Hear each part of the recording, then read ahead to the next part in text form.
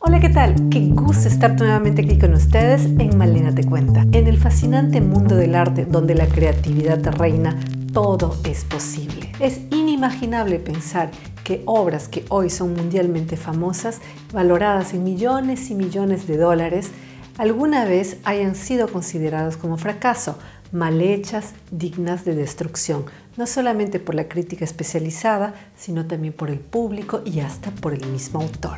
Hoy les voy a contar sobre 3 de ellas y así iniciamos una nueva serie sobre obras que fueron rechazadas al principio y que hoy son verdaderas mega star. Y aunque no hayan tenido la oportunidad de visitarlas, seguramente las han visto en múltiples reproducciones, caricaturas, memes, el cine, la literatura. Ellas son La Gran Odalisca de Ingres, Las Espigadoras de Millet, La Noche Estrellada de Van Gogh. Los conocen, ¿verdad? Para sus autores, considerados verdaderos maestros de la historia del arte, las cosas no fueron tan fáciles como lo imaginamos, porque tuvieron que romper esquemas, tuvieron que innovar e imponer nuevos estilos, enfrentándose a la crítica, al rechazo, a la incomprensión. Sin embargo, vieron más allá de cualquier obstáculo, verdaderos revolucionarios, transgresores. Cambiaron y evolucionaron la historia del arte. Atravesaron caminos imposibles, creyendo en sí mismos y con la absoluta certeza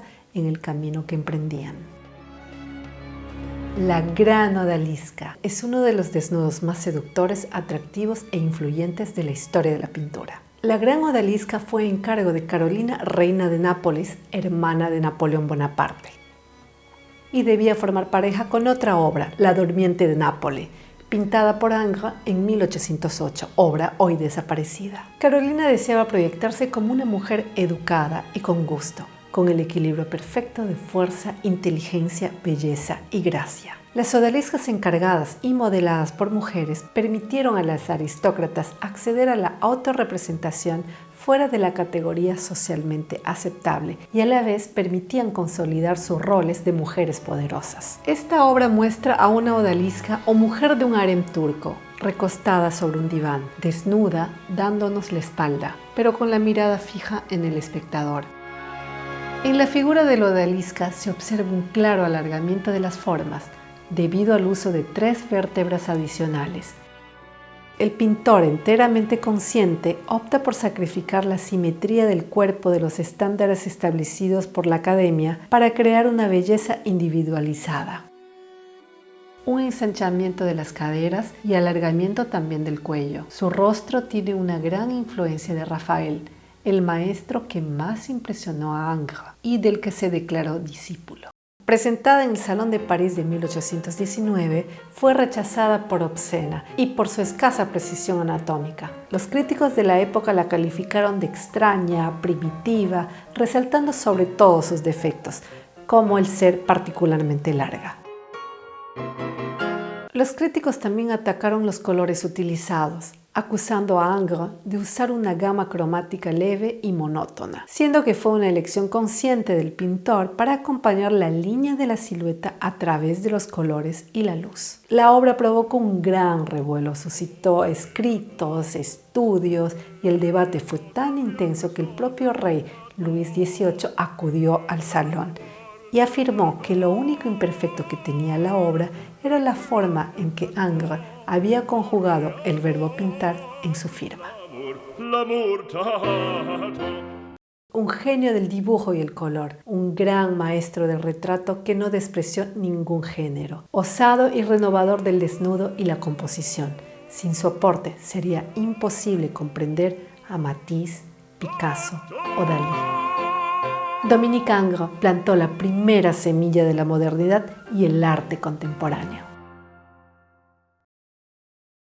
Las Espigadoras de Millet es una pintura al óleo creada en 1857. Es una obra realista que representa a 3 mujeres recolectando espigas en el campo, haciendo uso del derecho que tenían al espigueo. El espigueo era un derecho costumbrista que aparece en la Edad Media y perdura durante muchos siglos, y consistía en recoger sin pagar las sobras de la cosecha, y era solo permitido a los campesinos pobres del lugar para completar su alimentación. La obra plasma claramente la división división existente entre dos clases, y la división se hace a través de la línea del horizonte, que al quedar bastante alta entrega más importancia a la tierra ocupada por las tres espigadoras. La posición de ellas describe el movimiento de la actividad en tres tiempos. La de la derecha ya tiene las espigas en la mano, la del centro está recogiendo y la de la izquierda está por hacerlo. Por encima de la línea del horizonte, al fondo, muy lejos, se ve la abundancia de la cosecha. La actividad festiva e iluminada de los trabajadores, vigilados por un hombre a caballo, contrasta con la escasez y austeridad del primer plano. Retratada sin artificios ni técnicas sofisticadas,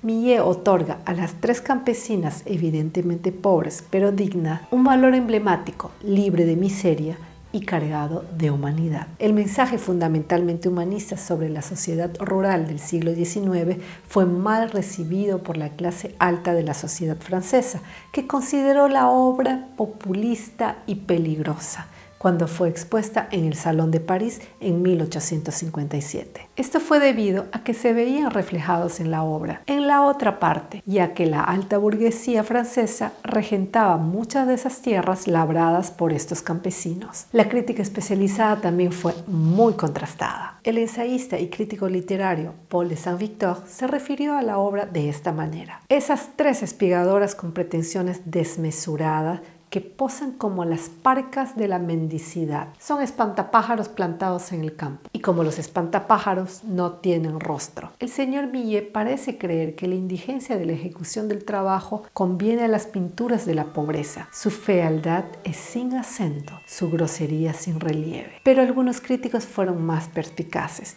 y sintieron la obra maestra, como Edmond About, escritor y crítico de arte. Las espigadoras de 1857 se distinguen de las obras anteriores por esta abundancia en la sobriedad que es la marca de los auténticos talentos y la firma común de los grandes maestros. El cuadro te atrae de lejos con un aire de grandeza y de serenidad. Casi diría que se anuncia como una pintura religiosa.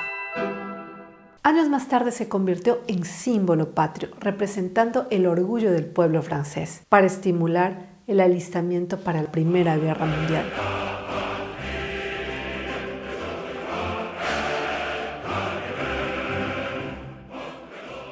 Y desde 1986 se la puede admirar y disfrutar en el Museo de Orsay. Un selfie para el recuerdo.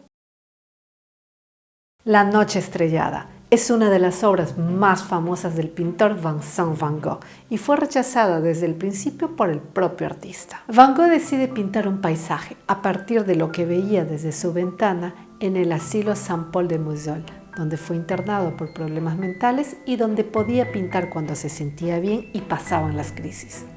Sobre la noche estrellada escribe a su hermano Theo: esta mañana he visto el campo antes de amanecer desde mi ventana, con nada más que la estrella de la mañana, la cual era muy grande, pero no fue una reproducción exacta de lo que veía, sino una inspiración, ya que incluye en la región de Saint-Rémy el pueblito en el fondo que, según los historiadores, era imposible ver la ciudad desde el asilo, presumiendo que se inspiró en sus recuerdos de infancia en Holanda. Además, elimina los barrotes de la ventana de su habitación, como cuenta en una carta a su hermano Theo. A través de la ventana abarrotada puedo ver un campo de trigo encima del cual, por la mañana, puedo ver el sol salir en todo su esplendor. Sin darse cuenta, Van Gogh pintó el planeta Venus en su cuadro. Este hecho lo descubrió el historiador Albert Boime, quien, comparando la pintura con un mapa del cielo del día en que fue pintada la noche estrellada, se dio cuenta del detalle. Realmente, la estrella del amanecer de la que hablaba el artista en sus cartas a Theo era el planeta Venus. Van Gogh clasificó la noche estrellada como un fracaso. Escribió a su hermano Theo comentando los cuadros que había pintado en el asilo, anunciando que le enviaría varios por correo. Van Gogh insistió que la pintura no le decía nada, no era ni siquiera un poco buena, como los otros cuadros que mencionaba en su carta. Sin dinero suficiente para enviar a Theo todos los cuadros que quería, la noche estrellada se quedó fuera del paquete. A la muerte de Van Gogh y de su hermano Theo, su cuñada Johanna se convierte en heredera e impulsora de su obra y hoy se encuentra en el MoMA de Nueva York, en donde se presentó al público por primera vez en 1931. El genial Victor Hugo escribió: Quien ve de cerca, ve bien. Quien ve de lejos, ve justo. Y cuando el desgano, las dudas, la decepción, el miedo nos invada, seamos artistas profesionales o artistas de la vida, vale la pena mirar atrás y buscar inspiración en estos grandes maestros del arte que despejaron gran parte de nuestro camino. ¿Te gustó? Dale like en el botón de abajo y no te olvides de suscribirte, de marcar esa campanita para ser los primeros en recibir nuestros próximos programas. Un mega abrazo.